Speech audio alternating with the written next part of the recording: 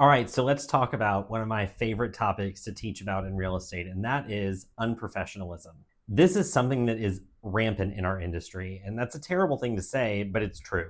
We have a lot of unprofessionalism and a lot of agents who need to learn better ways of doing business.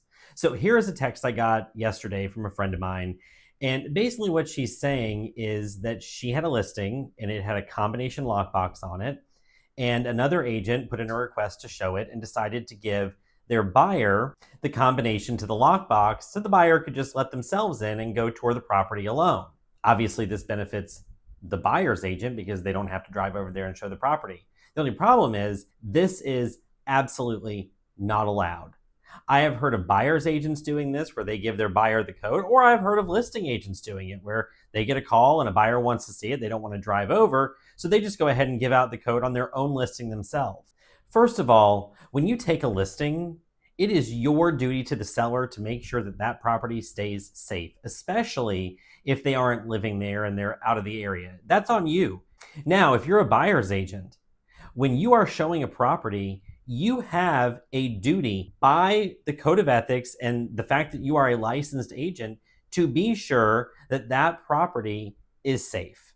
So that means you walk with your buyer through the property. You make sure that they're not doing anything in the property they shouldn't be doing.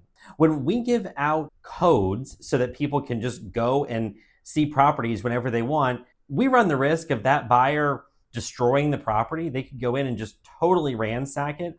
Or in Florida, we have this fun thing called squatters' rights, which is the most asinine law. And frankly, I don't even know exactly how it works because I can't even believe it's a thing.